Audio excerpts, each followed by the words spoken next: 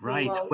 Well, let's see how we get on. Anyway, I was just saying how rich Northern Ireland's bird life is, but one of the most iconic species of all that we have is the light-bellied Brent goose. And they visit us over wintertime in enormous numbers. We can see them around Strangford Lough, Belfast Lough, Carlingford, Lough Foyle, and many other places, and also down in the Republic of Ireland as well. But Ireland as a whole really is the winter homeland for these birds, although they do turn up in Scotland and Brittany even. And this is what my story is going to be about, the life of these geese and the most extraordinary life that they have, because in fact, in a way, it is two lives that they have.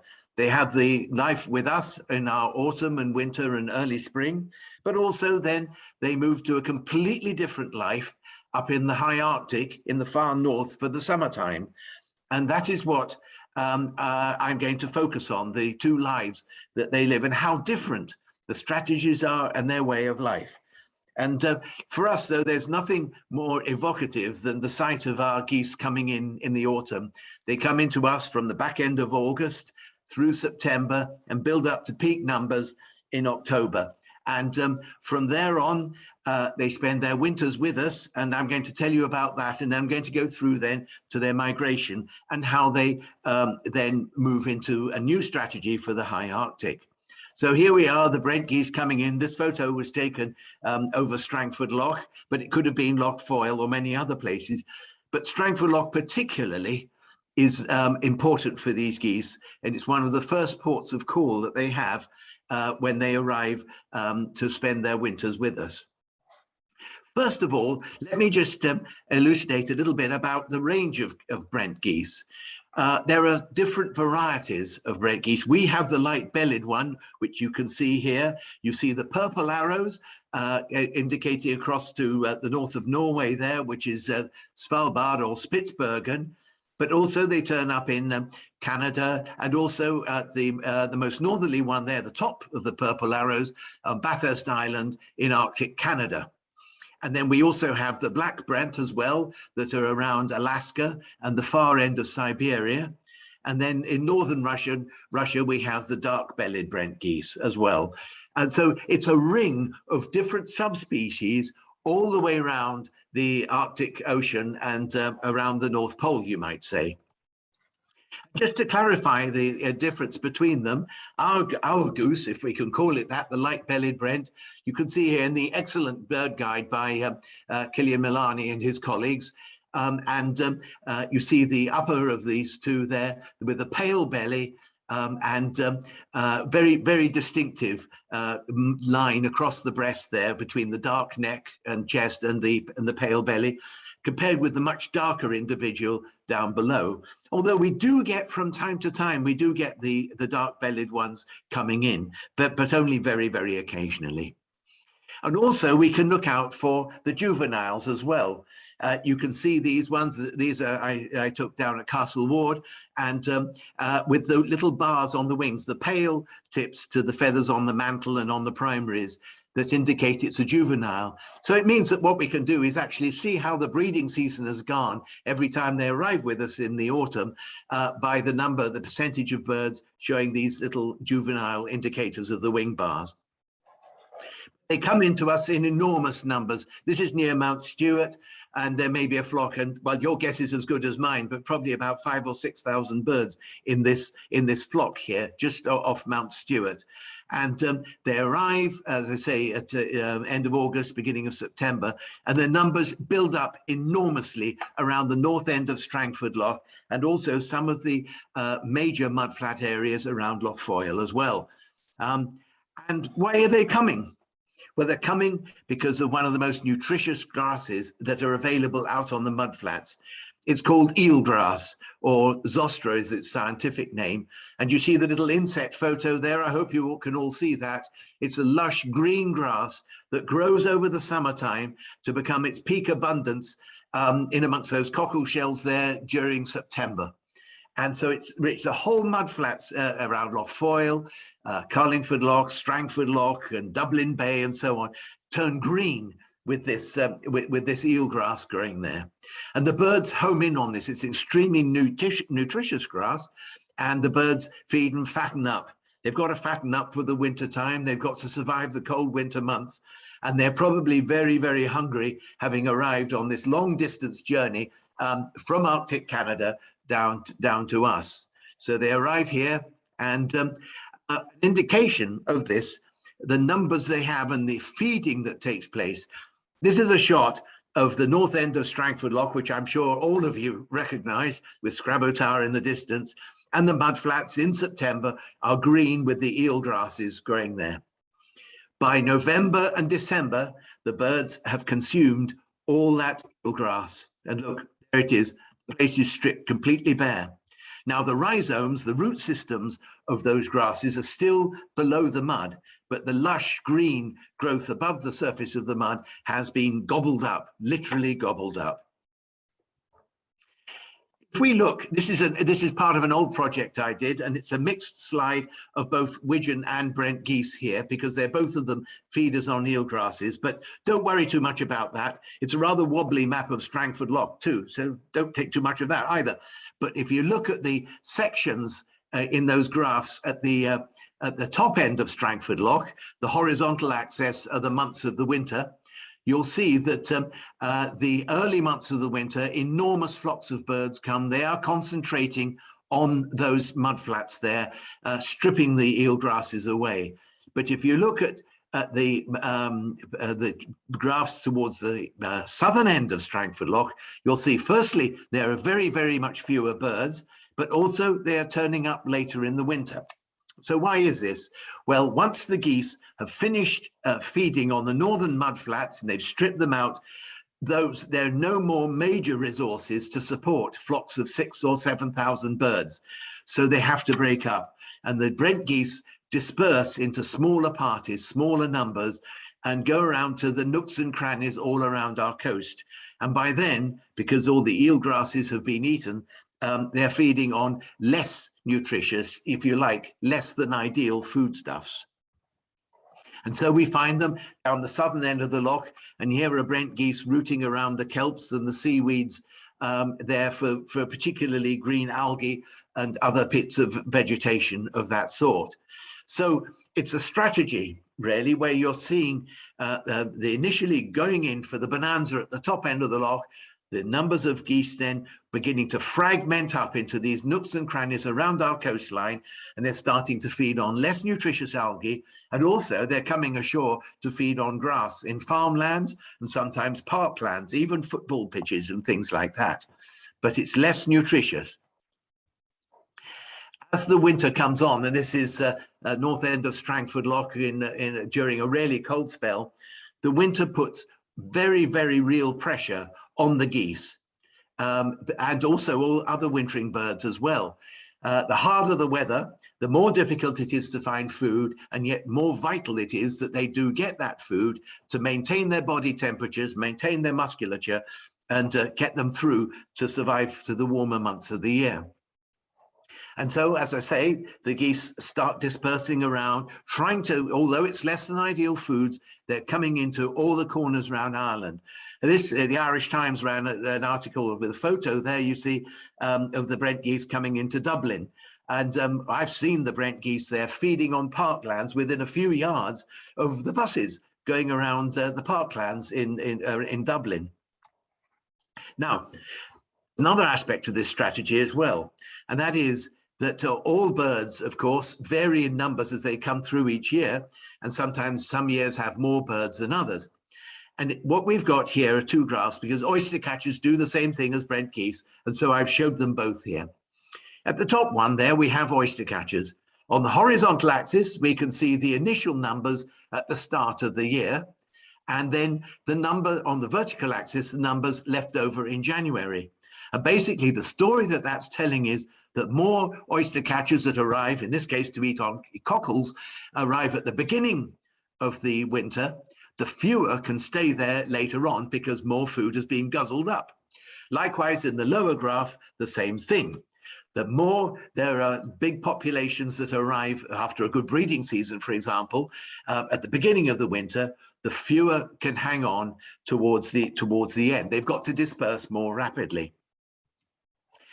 So there we are. There's our geese coming down now. This is at Killard Point, and you can see there the geese feeding on that. See the green stuff growing over the rocks there? That's an alga called Enteromorpha. It's not particularly nutritious, but this photograph was taken in late winter, and by now this is the sort of thing they're feeding on. And they've got to spend a lot more time feeding on it because they've got to maintain that energy intake. And don't forget that they've got to get themselves at the end of the winter in good condition to start breeding again the following summer. So let's just summarize where we are now, and I'm trying to speed ahead here because we lost a bit of time. What winter life is like in UK, Ireland, and wherever they turn up in Northern Europe. Firstly, we have stormy winter weather, yes, but it is actually warmer than the Arctic summer they're going to experience. And the adaptations for that, they are moving into sheltered coastlines, the sea lochs around the coast of Ireland and elsewhere.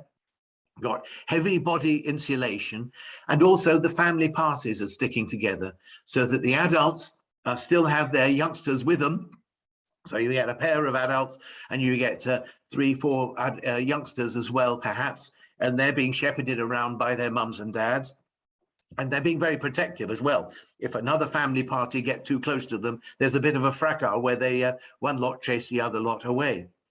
As I say, the food stocks are declining over winter. They have to go on to suboptimal foods. And of course, they have to cope with the rise and fall of the tides as well. And as I've said, the larger flocks are focusing on the richest areas. And because they, particularly at the beginning, when they're flocking all together, it avoids birds avoid doing badly. They're all picking up the same stimuli and finding out where the best places are to go and feed on those wonderful eelgrasses and later on the other food stocks. As far as predation is concerned and hunting, our geese are very well protected in Northern Ireland with our legislation, as they are throughout their range in their winter time, and there's very little predation. There's not many other animals that attack them. I suspect maybe overnight the odd fox does, but it's fairly minimal. So they're fairly safe here, and they're well protected by our legislation too. Now, firstly, now to start talking about their travels, I found this lovely map in the Scandinavian Airways flight magazine that illustrates the flight of the Brent geese beautifully. So I got it and nicked it from the plane and photographed it. It's about 2,000 miles from us to Spitsbergen, which you can see somewhat to the right of that map. But what we're really interested in from Ireland is the flight right the way across Iceland, across Greenland, and through to Arctic Canada. This is a flight of some 3,000 miles, and it's a massive undertaking. Some birds that fly in that direction, like knot, for example, use up 50% of their body weight in making different journeys across. So it's a big undertaking. And we normally think over the normal map we think we're roughly across to the same latitude as Newfoundland and so on. But in fact, when we're thinking about the shortest route, and of course the geese need to fly the shortest route, you take the Great Circle, which is that straight line across Iceland and Greenland to Canada. That's the way the airlines go. If you take a plane from London to Alaska, for example, you'll take that route as well. Only the Brent geese worked out this was the shortest route to take it several million years ago. And they stop off refueling in Iceland and so on, because they've got to maintain their body condition. But you probably want to know, well, how do we know that they're making this migration to start off with? Well, here I'm indebted, we all are in many ways, to Micheál O'Brien, who undertook a project out of, I think it was University College Dublin, to actually follow the Brent geese up to Arctic Canada.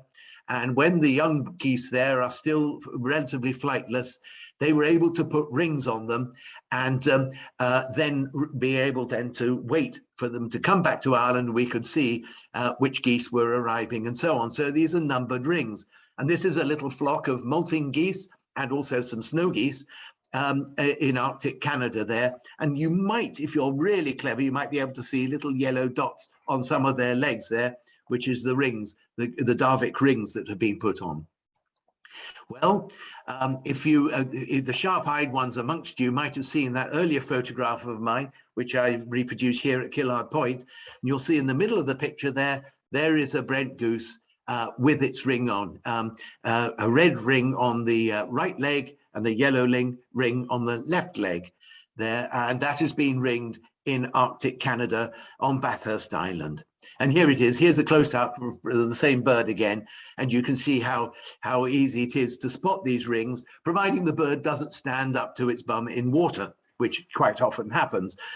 So you have to wait for your moment as the tide drops, and you can get these. And if you collate these rings and you've got a good telescope and you can record the numbers on them, you can send them off back to, for example, Wildfowl and Wetlands Trust at Castle Espy or our SPB, and they will pass the details on.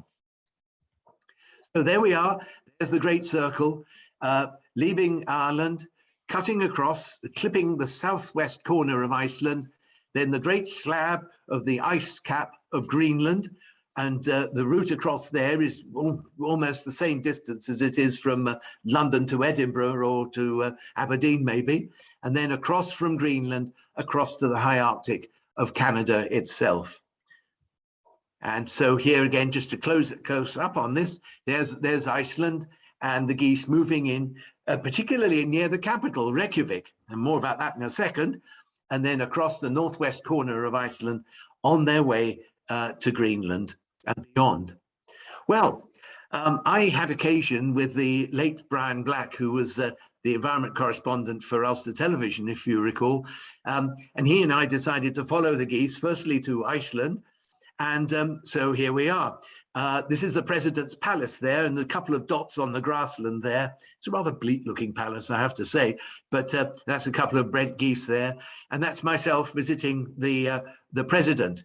I must tell you that when we were arranging this and his office was contacting me, and I was working for RSPB at the time, the phone call came through and somebody yelled down the corridor, "Bob, it's Iceland Supermarkets for you." And the President's office had to correct them, make sure that it wasn't Iceland Supermarkets at all.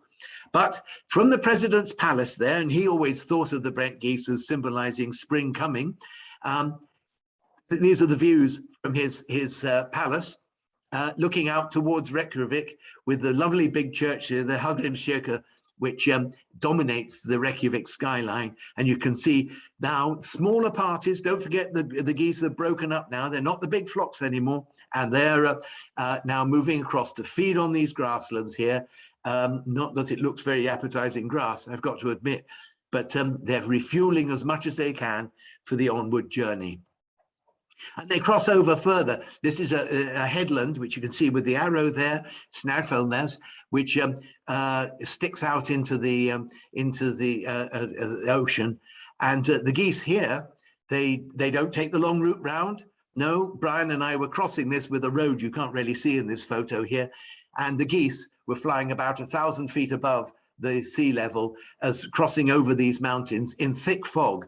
The geese were navigating in thick fog and cloud until they came down the other side. It's a truly memorable landscape and seascape there. This is the sort of west coast that the geese are coming through, and there's a very small flock of them at the bottom of the picture there in that little bay. But this is the sort of landscape they're passing through, again feeding as much as possible before they make the next jump to Greenland. And so off we go to Greenland. And Brian and I did sail across to Greenland there and got frustratingly, we were never able to land because of that great mass of broken ice between us and the mainland. But this illustrates the sort of terrain that the geese are flying into when they are migrating to their breeding grounds. And this is again another shot. This is me I was having a big fat breakfast on Air Canada here, flying across, feeling slightly guilty eating all of that when the geese, by now nearly starving, are making their way across this inhospitable terrain, with then the ice making their way to Bathurst Island. And so that's where we take our next trip. And we come first of all to where the plane lands, a little place, this bustling metropolis called Resolute on Cornwallis Island, which is where most expeditions from Arctic Canada, amongst the islands there, are based. And I just want to stress this point particularly. It's a little bit of a diversion, but one of the things we think about as, you know, that we look after our sites, our geese, so to speak, they're not our geese. These geese belong as much to the folks in Resolute as they do to anywhere else. Although it's very bleak, and you can see here a wasteland of gravel, basically, but nonetheless, this is much part of their culture as it is part of ours. And they have their word for the Brent goose, it's Nidlanook, and these youngsters now will be growing up with the geese there up in the snows, especially as the springtime starts to merge into the Arctic summer, which is about June, whereas by now in June we've got our wildflowers out aplenty. So here's a photo by Michal showing the geese coming in onto Bathurst Island, and they're arriving in about June, and that's the terrain that they are going to breed and rear their youngsters in. The snows are only just beginning to melt, and as the if the snow hangs on for too long, the birds are simply not capable of breeding. They actually mate in advance so that the females are pregnant with eggs before they even arrive in Arctic Canada, so they can lay as soon as possible. They need about 80 days to rear their young to fledging, and that's about the amount of time they get before the winter snows come back again. And as the snows melt, this is the terrain that they are experiencing there.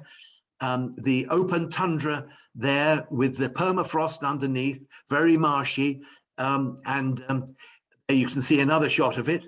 Bathurst Island is about the size of Northern Ireland, and the inset there is the one and only building on the entire island. The tower at the top there is for a very good reason, because the main photograph is of Polar Bear Pass, and it is named that for very good reason. It's a track for the polar bears moving through there.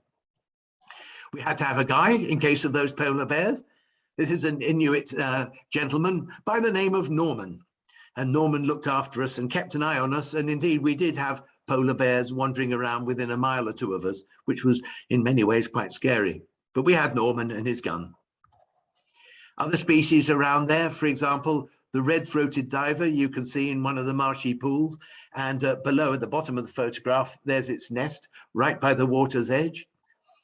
We have a white-rumped sandpiper doing a display. It suddenly emerged from the vegetation, and it's pretending to be injured to draw my attention away from its nest. So I let it do that, and I stayed clear of the nest so he could get back there and incubate the eggs.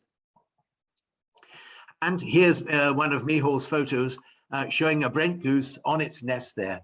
And here I want to stress, firstly, look at the immense amount of down.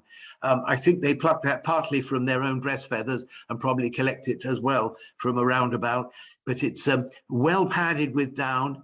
But look at the profile of the goose. She's obviously very aggressive and a bit angry that she's being looked at, but she's very low profile. And don't forget, this is cold. The summer temperatures are colder than the geese experience during our winters here. And so it's low profile to stay out of the wind, and mottled plumage to camouflage against the grey, gravelly ground around it. But there are predators. This is the Arctic fox, which are very, very common in the area. And often these Arctic foxes are feeding on the lemmings, you know, the ones that famously throw themselves off cliffs, allegedly. Well, there are good lemming years and bad lemming years. When the Arctic fox is experiencing good lemming years, lemming is their diet. But when it's poor lemming years and the cycle is in a low ebb, then predation on the geese increases. Polar bears is another major issue, especially with climate change, polar bears having less access to seals, and they're forced into desperation of predating birds' nests around, and geese nests is one example of what they're going after. And to estimate, to show you the desperation these polar bears are up to, this is not Greenland or Arctic Canada. This is in Spitsbergen, where I was 3 or 4 years ago. And this is a polar bear here climbing down the cliff because it wants to steal the eggs off Brunnich's guillemot nests. Brunnich's guillemot is the larger version of the guillemot, the common guillemot that we have in our waters. And it's climbing down the cliff there with some agility, I have to say, to try and get at those nests. And other predators as well. The long-tailed skua, in America they call them jaegers, and the pomerine, and the mess down below of a snow goose nest is what happens when those birds pay a visit. So there's a lot of predation going on here, and also some of the Inuit are hunting as well. One radio-tagged goose appeared to stop on the Greenland coast for some considerable time, and everyone wondered what happened. Eventually they sent somebody to check it out, and they found that the goose had been shot, and it was in somebody's freezer, still sending out its signal to the rest of the world. So, another little summary table. The different factors, life in the high Arctic. We've got it's very cold, colder than our winter time. The birds are losing weight during incubation. As I said, it's about 80 days needed to fledge the young. And up until July, the sea is frozen. I've talked about the low profile and everything and the mating before arrival on breeding site, but also short body appendages, thick insulation to keep the birds warm. Now, as far as food is concerned, food is very sparse. None of the rich takings on like Strangford Loch. So the birds are dispersed, very dispersed, far apart from each other to reduce the competition for food. And the hatching of the youngsters is timed for the best vegetation and 24-hour daylight, of course. And if the season is delayed in any way, the females reabsorb the eggs. And one other thing I should point out, and that is that the previous year's youngsters have by now been chased away. When you're trying to feed your new young in a very sparse area of vegetation, the last thing you want is hungry teenagers trying to feed around you. And very heavy predation as well, as I've talked about. What about climate change? How are these birds being impacted about that? Well, there are a major series of factors that really challenge the geese in the future, though we haven't seen the trends yet. Impacts upon migration route, weather patterns. The birds utilize the winds around depressions and high pressure areas to help speed them along their way, and it's more economically in terms of energy.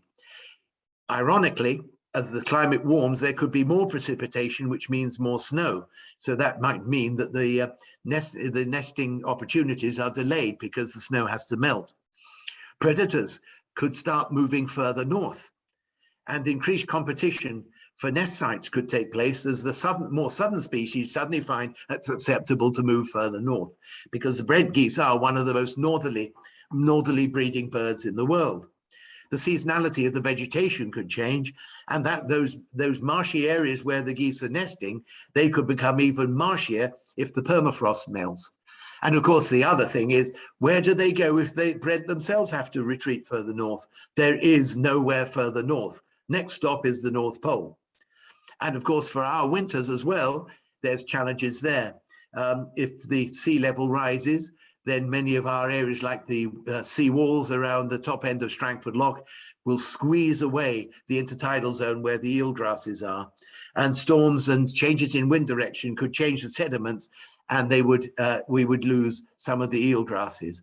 And again, increased rainfall, which is possibly predicted for us in climate change in Northern Ireland, could wash excess nutrients into the sea, which would in fact cause increased algal growth, which would limit the growth of the eelgrasses. So there are challenges, but I leave you just with the last shot of the wonderful landscape that these geese are living in, so different from the landscapes that we have ourselves. So for us here, what are the things that we in Ulster Wildlife are concerned about to support all our wintering birds, especially the Brent geese, but don't forget all the waders as well and all the other wildfowl? Well, firstly, the protection and management of the key sites. And all the sites I've mentioned around Northern Ireland, Carlingford Loch, Loch Foyle, Belfast Loch, Mudflats, Strangford Loch, and so on, are all protected, designated, and covered by legislation, which is good. And similarly for the sites in the Republic of Ireland as well. But as far as us in Northern Ireland are concerned, with changes in the legislation being pushed through in Westminster, there's the bill going through to, I think it's eliminate some 3,000 different pieces of legislation. What happens if our European environmental legislations are dumped? What protection is there then for Strangford Lough and Lough Foyle and all the other places here? That is something that we in Ulster Wildlife and our colleagues in the other organisations are watching very, very closely. We need to support our wintering birds as sea level rise. We need to find places where we can break through those protected sea walls that we've got in different places and allow the sea to come in a bit further, create more salt marshes and mudflats to respond to changing sea levels.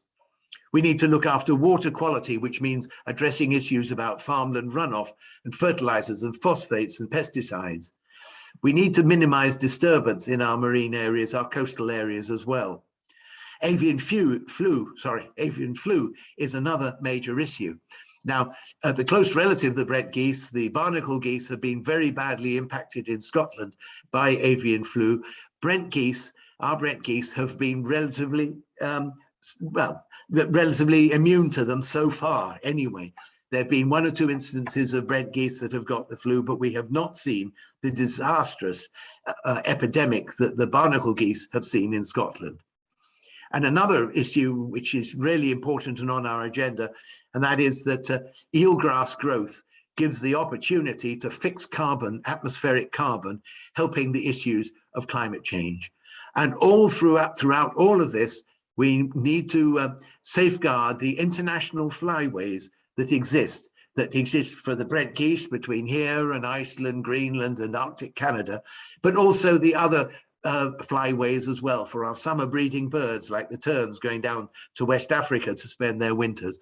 And and indeed for the Brent geese, there was for a while an agreement signed up between the different nations that host the Brent geese, Canada, Iceland and Northern Ireland.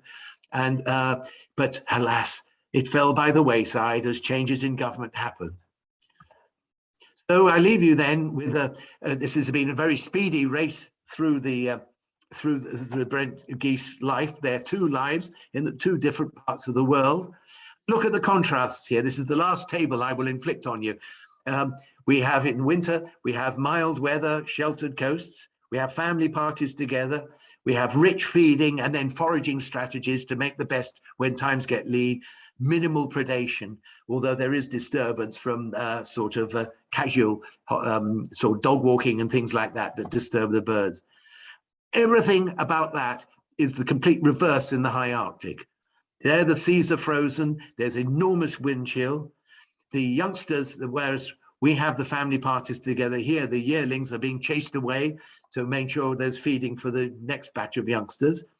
Food is very, very scarce and extremely dispersed, and the growing season is very short.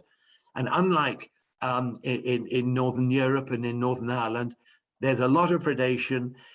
There's some hunting as well by the Inuit. But having said that, they're not living alongside human society. There are no parks like Dublin parks for them to go to. Mostly, apart from the few hunters, they're remote from humans. So I would leave you with that then, just to sort of as a sort of celebration and the most fantastic 2 lives these wonderful geese have. If one thing stays with us for all at the end of this talk, and that is they are not just our birds, they belong to many other nations as well. Thank you all very much. Thank you very much, Bob. I'm just going to see if anybody has any questions. Was the sound? Hope the sound worked well there, Bob. So that was good. That you left and came back again and it all held up. But yes, I've got. You can. If people want to unmute their mics, you can do that if you want to ask a question now to Bob. So I have one question here for you already in the chat, Bob, from John Stevenson. How are numbers holding up? Well, we've seen in recent years, and thank you, John, for that question. If I wasn't racing through, I probably would have dwelt on this point myself. We have seen in recent years, we have seen an increase in numbers going up, for example, to anything up to 30,000 birds. And when back in my youth, I was working on Strangford Lough for the National Trust, we were getting about 12,000 geese then. So that represents quite an increase. This latest autumn, however, has seen a bit of a decline. We've seen a decline down to about 22,000. And it seems as though the Brent have had a very poor breeding season this year in Arctic Canada. because the percentage of juveniles in the flocks is, well, it's hardly any. There's almost zero, not quite zero, but almost, which explains, obviously, there's natural mortality taking place, so that failure to recruit in any substantial numbers is probably explaining part of the decline. Some years we would get 30% juveniles in a flock, sometimes even 40. So we are seeing a little bit of a decline now this year. Nothing to panic over. These birds are longish lived. They live for anything up to about 10 years. So they'll have good years and bad years. It may be that the snows were very late in Canada last year, in melting, and that inhibited their breeding. I don't know. But we are seeing a reduction in the percentage of juveniles and something of a drop in the maximum numbers counted around Strangford Lough in October. Thanks, Bob. I have another question here for you from Ruth Maxwell. Is the main impetus to leave us lack of food or season change? I don't know if I'm interpreting. So is the main impetus to leave us lack of food or season change, temperature, day length, etc.? I don't know if that about. Yeah, this is a really complicated question because it actually harks back. People think to the existence of ice-free refuges during the last glaciations, where the birds were still able to breed up in the Arctic in ice-free areas, but then during the wintertime needed to move out, and that the pattern of migration was set up. There are theories about this. Certainly by this time, shortage of food means that the geese have to move on, but also there are many other species here. We have our own wildfowl nesting as well. So there's quite a lot of competition. One of the other things that is very notable as well, and that is, I've harped on quite a lot about the predation in Arctic Canada, but actually, historically, probably the predation on our geese during the summer times and the nests that in the past would have been quite heavy from our foxes and even indeed other animals as well. So what we do know is that the further north you go, for any species, the slightly less there is less and less predation. That doesn't mean to say that there isn't some predation, and I've shown you photographs to illustrate that. But it does mean that they're seeking an opportunity where they're moving to an area where they can specialize, where there's less competition, and they are adapted to feeding in those sparse tundra swards, if you like, with in the valleys, like polar bear baths and so on. I hope that answers your question. It's quite a complicated one, and it would be absolutely true to say that the underlying reasons for why migration was starting in the first place still need a lot more study. Thank you, Bob. Is there any questions from anybody else? I've no more in the chat here. Has anyone else got any other questions? You can unmute yourself if you'd like to ask a question directly to Bob. You don't have to put it in the chat. I think there's another one in the chat. Let's see. Okay, Ruth said thanks, but I also meant the month they leave us every year. That was Ruth that had asked the question. Yes, they leave us. Well, they start leaving in April, and the last stragglers have really left us by the beginning of May or the first week or so of May. Occasionally, we do find one or two injured birds that hang around and stay, and indeed, Castle Espy has certainly had a few bred that have been injured and can't make the journey anymore, and they live a pretty reasonable, happy retirement in the ponds at Castle Espy. But the majority of the Brent geese, I mean, literally 99% of them, have left us by about the first week of May. Thank you, Bob. Has anybody else got any other questions for Bob? Don't use your chance. Unmute yourself and ask them. Don't be shy. It's Adele here. Hello, Bob. It's Adele here. Oh, Adele, hello. How are you? Good to see you. Just because we doing a bit of work with the council around Strangford Lough and things there, people have told us, and I just want to know if this is right or not, that the birds when they're feeding, do they generally follow the water or the tide coming in and out and graze the eelgrass along sort of that, or or do they generally just go about the mud flats? I wasn't sure. No, that's a good question. Actually, miraculously, my closing photograph there with the thank you and the geese in the sunset illustrate the point quite well. And that is that the geese actually tend to quite a lot to follow the water's edge, and the very shallow water that's or very very soggy wet mud that's just landwards of the water's edge as well. And there's a good reason for doing this. The geese find it easier to graze the eel grasses because they're floating up along the water's edge in the shallow waters there, and they can reach down and gobble it as it's wafting back and forth in the little waves, and also in the very soggy mud just nearby. What you also find is fascinating. You can see this quite often sometimes when the conditions are right. You'll see the geese further in, sometimes tramping up and down with their feet, pushing up and down. And if you do that, even if you do it yourself and stand there in a pair of wellies and do this, you'll create a puddly sort of mud where the eel grasses then, from the geese point of view, are easier to pluck out. So they do like to have the water's edge, shallow waters and so on. But of course, this raises the thing that the tide changes. The birds follow the water's edge down towards low water.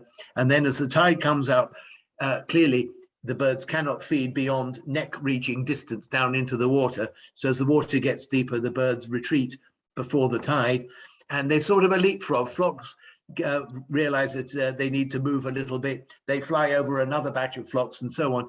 So you get these movements on the rising tide until finally, of course, the tide is covering all the mud flats right up from where you're working, Edel, and that is up towards Newton Ards. And the birds then have to sit out and loaf out on the water until the tide starts to drop again. Great. Well, that solves that mystery. Thank you. Thanks, Adele. Thanks, Bob. I have some more questions here for you. One from Anne Feltham. How dense are the breeding areas, sort of birds, kilometres square?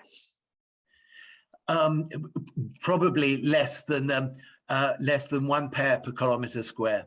It's very, very dispersed, especially when you consider the flocks that we have here.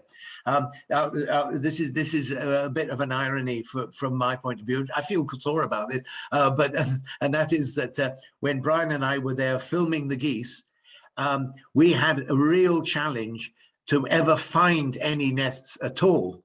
I probably have taken a lot more photographs if I had, and I've used Mihal's photographs there. We saw the Brent geese, we managed to get shots of them flying, but in the tundra vegetation where we were, with the permafrost and the marsh, and you're sinking down to your knees in this freezing cold water, we were unable to contact any nests within the area we were. The birds were around there, but they are so dispersed that we weren't able to actually get our shots that we wanted, that Brian wanted for his filming of the geese there.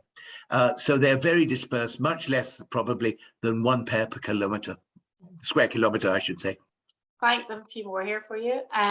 Caroline Morrison would like to know what other birds rely on eelgrass.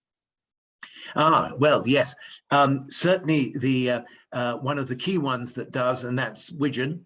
That's a duck about the size of a mallard. The males are very distinctive with a sort of a flash of gold on their foreheads, and a very evocative bird, actually, especially if you're down on any area of mud flats at dawn. You hear a sort of whistle, a sharp whistle coming from the widgeon. They are major feeders of eel grasses. There are other wildfowl are as well, where you get a few shoveler, for example, coming along in some of the softer mud areas. They'll be feeding on eel grasses as well. So there's a range. I've seen hooper swans feeding on eel grasses, and also in some areas we do have barnacle geese. We certainly have the Canada geese that were introduced into the British Isles by King Charles II and have become a bit of a pest of parklands in England now, but where they're feeding, they will take eel grasses as well. So there's a range, but the one I would flag up is the one I've already mentioned most about, and that's the widgeon. which certainly in the past, when there have been real big issues about the decline of widgeon in places like Strangford Lough, for example, it was always argued that the Brent geese were out competing the widgeon for eelgrasses. I don't believe that to be true. I think that Goodyear's field grasses resulted in plenty of Brent and also plenty of widgeon as well. They responded together to it. I don't think they were competing. I think several things were happening there. One was that whilst Brent geese were protected, widgeon were not protected and were subject to shooting and wildfowling, and indeed still are. But also at the same time, climate change was already beginning to kick in. Our winters have become milder. The widgeon, which originate some from Iceland, some from Eastern Europe, no longer have to fly quite the same distances across to get milder conditions away from the big freeze in places like Denmark and Scandinavia and so on. So the birds don't have to fly quite so far, so they don't have to come to us quite so far. And this certainly is the consideration about the way some of the migratory ducks on Loch Ness, for example, have declined greatly in number as well. There may be other factors involved there, but one of the things that's been put forward is they don't have to migrate so far. So that's a bit of a ramble, I suppose, but there has been this issue. Widgeon numbers are much lower in Strangford Lough now, maybe 1 to 2,000 birds, I think. I haven't got the latest data on to hand right now. Okay, thanks for that, Bob. I have 2 more questions for you. Right, you're making me sing for my supper. Yeah, I know. A good one from Dot here, and then there's one from hello, Dot. So Dot Blake. Hey, Bob. Nice Dot to see you. Dot, do you want to ask your own question, Yes, Bob, here thank you. instead of me? Yes. I'm reading it out because that's a good Okay, thank you. Nice to see you, Bob. Sure. I'm just very concerned, Bob, about so many developments and all, especially at the top of Strangford. And years ago, I remember an awful lot of work was done before even the first Tesco's and all that there, you know, all that was even thought of. And there's so much more happening. Now, do you think that our so-called, I have said it, councillors and powers beyond are actually listening to anyone the likes of yourself or me giving off or anybody giving off about the dangers of pollution and so on for Strangford? Because I mean, there's nowhere better, you know what I mean? Yeah. Yes, yeah. I take your point very well. This is a big issue, and if I can crack it open just a little bit wider, recently, well, actually in recent years, the responsibility of planning in Northern Ireland was taken away from the Department of Environment and resided in the local authorities. Now, there's plenty of good reasons for why that might be the case in terms of local accountability and so on, but it has carried with it a number of issues that are not yet resolved, in my view. Yeah. One of them is the fact that, excuse me, councillors do not understand, they're not briefed fully about some of the environmental issues that impact him. Some councils, to be fair to them, are, and I mean there are good councillors and less good councillors. Let's put it that way. But but the other thing is that the planning officials working for the councils do not have adequate training, in my view, for coastal matters and coastal issues. Yeah, and this is something that we've banged on about. It's been in discussion, certainly amongst us in Ulster Wildlife. And it's certainly because I also advise National Trust on their work too, and that's an issue for them as well. So that decisions are made that can separate what happens to the sea and in the sea from what the decisions are made on land, with no reflection of the fact that there's an interconnectedness between the two. So we do find that we are getting more pressure on our sewerage systems, for example. We're getting more pressure on from human pressures, traffic and infrastructure. And this is adding to the increased quantities of fertilizers and nutrients being washed out of farmland into our waters as well. Strangford Loch's waters are mostly pretty pure because of the enormous interchange of Irish seawater and internal, but in places like the Humber River, the Blackstaff River, the River Coyle, and so on, farmland runoff there is increasing the nutrients there, which is producing algal growth, which the geese will eat, but it is not as nutritious as the eelgrass is, which the algae tend to inhibit with a blanket of stuff growing on. And you can see that at Castle Esby, for example. Yeah. So there are real big issues there, but in the core of your point, there's a big job to be done in terms of planning and integrating and making connectivity between the decisions and policies on land and the decisions and policies below high water mark. I agree with completely.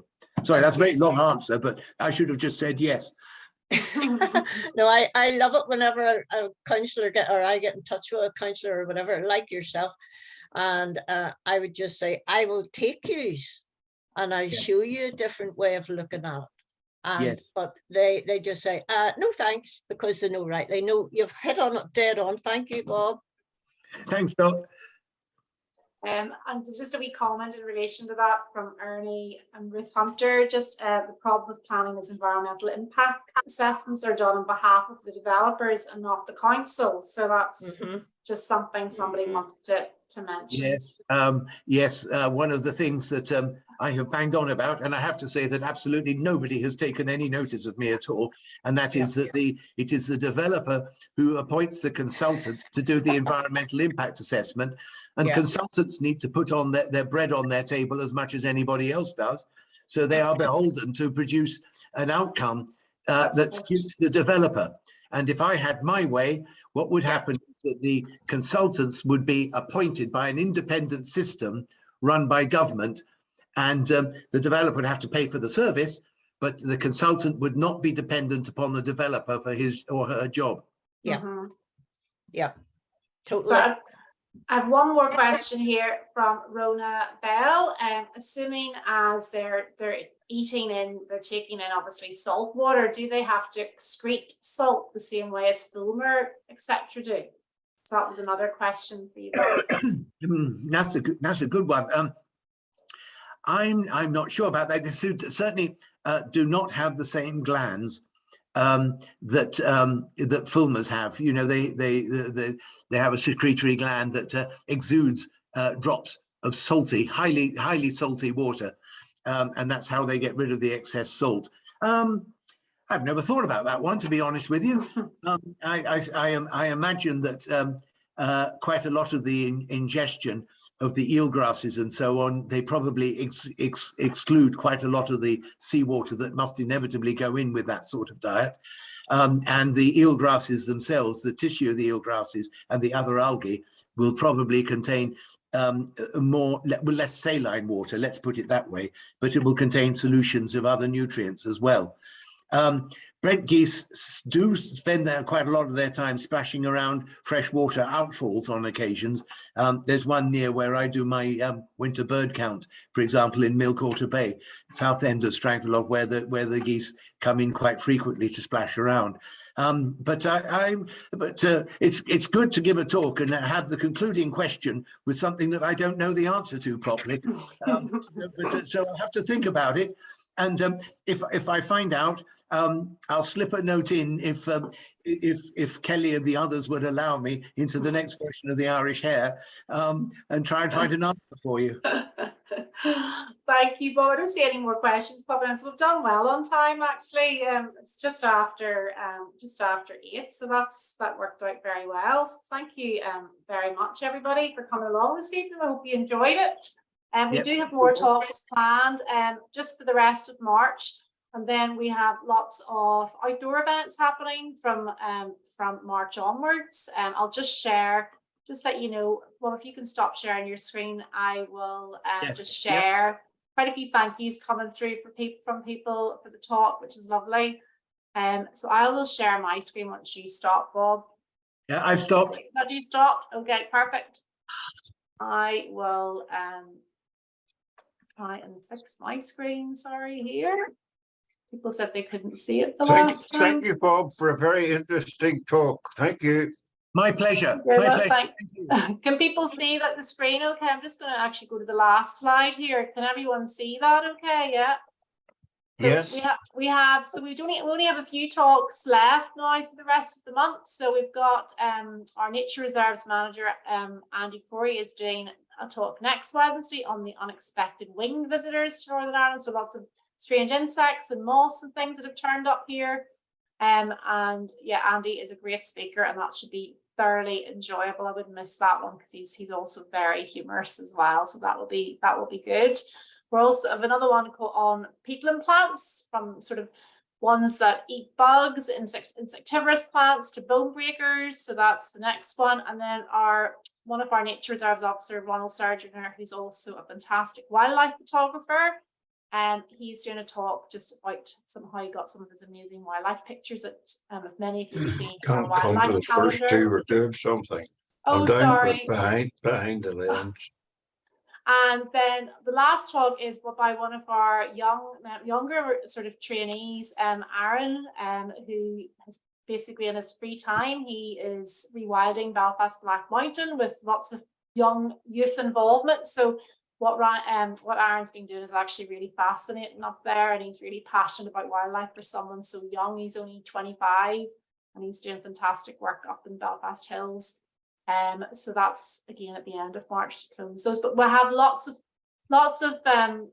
lovely outdoor events, from red kite tours and foraging events to butterfly and bee walks, with a nice one round coastal walk that Ronald is leading on the North Down Coastal Path. So lots coming up. They're all on our website, so make sure you go on there and get booked in for some of those coming up as well over the spring and summer months. And now, whenever the talk ends, there'll be a wee pop-up form, as I said before, that a feedback form whenever you leave. If you could take a minute or two just to let us know what you thought of tonight's talk, that would be fantastic. I'll just read out some of the comments here. Thank you very much, Bob. Great talk and presentation. Very interesting. Thank you from Gillian, and thank you from David. Great talk from Caroline. Thank you, Bob, from Rona. Thank you very much for an interest to talk about Susan McPherson. Excellent evening. Thank you. So thank you very much, everybody. That was great. And thank you, Bob, for taking the time to do that talk for us tonight. It's been good fun. Talk will be recorded, and all of our other talks that have been taking place throughout January and February, and the other talks that are coming up this month, are all recorded and will be available on our YouTube channel as well. So we'll email that out to everybody after tonight's talk with a link to this and to all the other talks, so you can listen back to those at any time. And thank you very much. Thank you, Kelly, for all your efforts. No, thank you, Bob. You're the one that did it. Thanks very much. Thanks, you, everybody. Bob. All the best. Goodbye. Goodbye.